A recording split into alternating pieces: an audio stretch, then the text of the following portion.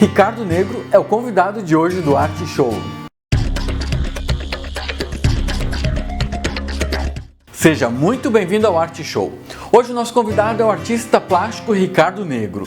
Nascido em São Paulo e criado no Grajaú, Ricardo conheceu o mundo das artes primeiro com a fotografia e logo depois com a pichação e o grafite. E de lá pra cá, muitos trabalhos foram realizados. Então agora você vai conhecer no nosso programa a história de Ricardo e também de um dos trabalhos que tem feito muito sucesso, as esculturas. O interesse pelas artes nasceu ainda bem moleque. Meu primeiro contato com arte, que eu lembro assim numa memória fotográfica, é o contato com material de fotografia que meu pai tinha. Meu pai foi várias coisas na vida dele, ele foi eletricista, ele pintou carro, geladeira, arrumou fogão e assim por diante. É um cara criativo, empreendedor, se virava para poder levar o sustento para casa. E só que num período da vida dele ele foi fotógrafo, mais ou menos um período de uns 10 anos. E na minha casa tinha um material de fotografia, de revelação, aquele flash antigo, grande, tinha a câmera também. Então o meu primeiro contato com a arte foi ali. Eu amava olhar o monóculo, as pessoas, pensar nas histórias que tinham ali dentro, nas famílias e por aí e assim por diante. Depois eu comecei a ter muito contato com a pichação. São Paulo na década de 90 era cheia de pichação e grafite. Eu comecei a ler aquilo, tentar decifrar. Graças a esse interesse eu comecei a fazer grafite. Meu irmão me levou para uma vivência de grafite no ano 2000, eu tinha exatamente 12 anos e eu achei aquilo fantástico. Depois daquele dia eu não parei mais. Eu entrei num coletivo de grafite chamado Bisonhos. Depois eu comecei a grafitar outros nomes até chegar no nome Ricardo Negro, que antes era Rick Negro, inclusive. E isso me levou a entrar na faculdade de artes. Na faculdade de artes eu descobri que poderia ser artista plástico. Eu acho que o lance do interesse pela escultura nasceu pelo interesse de colocar meu trabalho em outros suportes. Então já coloquei minhas pinturas em cabaça, na parede, porta-copos, no tecido de pintura em tela, no pôster, nos chinelos também, um projeto muito conhecido, que é o das Havaianas. Então eu quis experimentar meu trabalho em diferentes suportes e daí que veio a ideia da escultura. Eu sempre curti escultura, só que me faltava tempo para estudar e para conhecer mais dessas técnicas e desse universo. E no início da pandemia, no ano passado, ali umas 2 semanas antes de iniciar março, de decretar a pandemia, eu tinha ido no centro comprar material de pintura, tinha algumas coisas para fazer e passei numa loja e decidi comprar 3 quilos de argila. E quando foi decretada a pandemia, meu ritmo de trabalho mudou completamente e surgiu um tempo, eu falei, vou mexer com essa argila aqui. Comecei a fazer algumas peças. Lá pro fim do ano, eu tinha feito algumas coisas legais, tinha passado por uma história interessante, decidi registrar e fiz uma escultura, que é essa primeira aqui, que se chama Rico Sorrindo para a Vida. Fiz ela com argila, tirei o molde com silicone e fiz as 10 peças de resina. Ela é uma escultura em série limitada, todas as peças foram vendidas. E ela retrata um período da minha vida que estava passando por um momento de dificuldade, assim, algumas coisas pessoais. Mas mesmo assim eu recebi uma mensagem do universo que dizia para continuar sorrindo.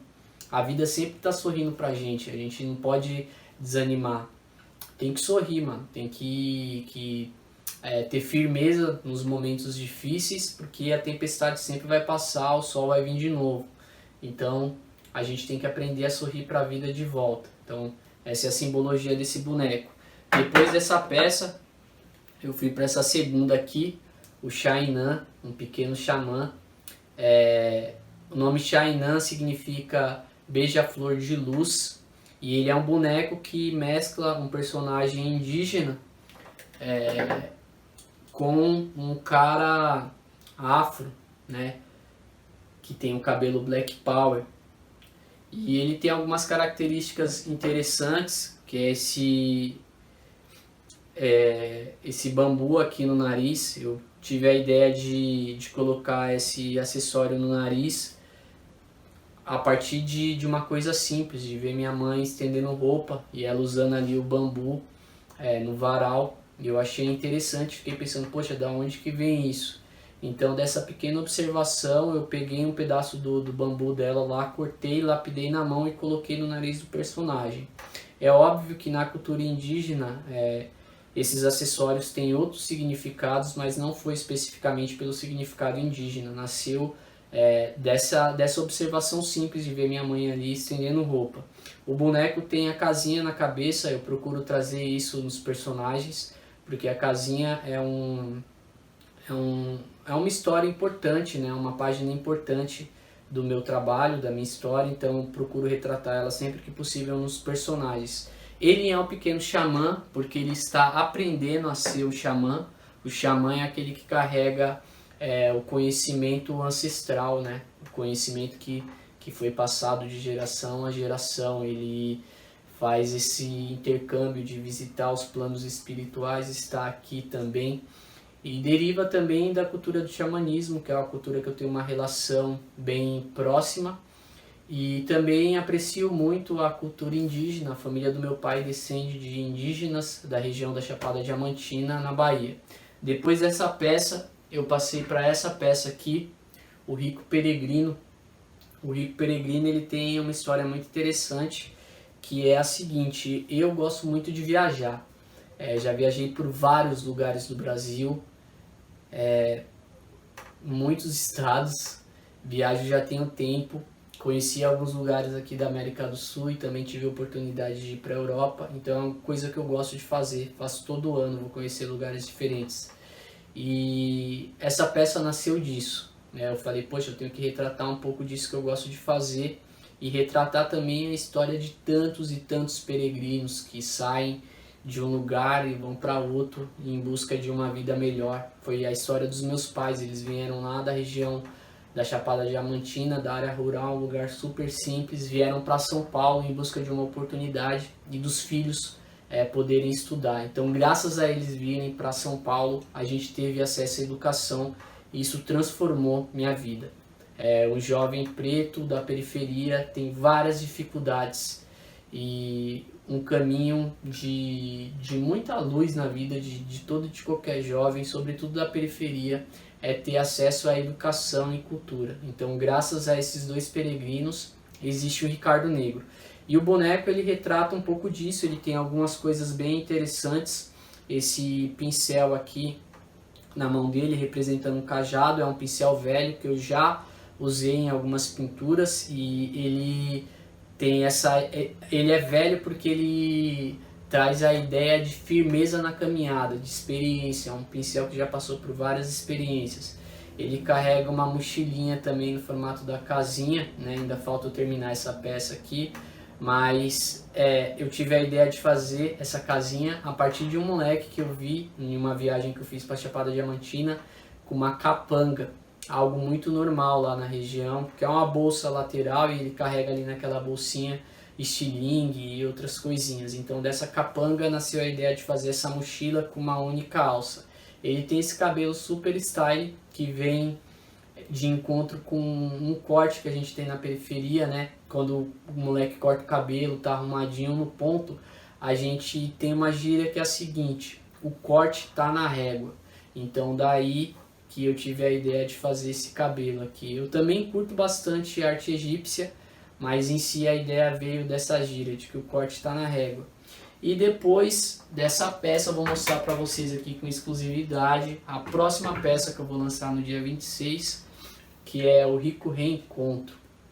Representa um boneco que passou pela pandemia e agora está reencontrando seus amigos e familiares. Então ele passou por uma luta, ele não tem um dos dentes aqui, ele é banguela.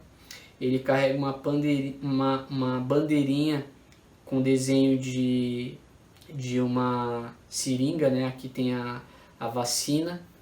Ele é pró-vida. E além disso ele tem um tênis bem estiloso também.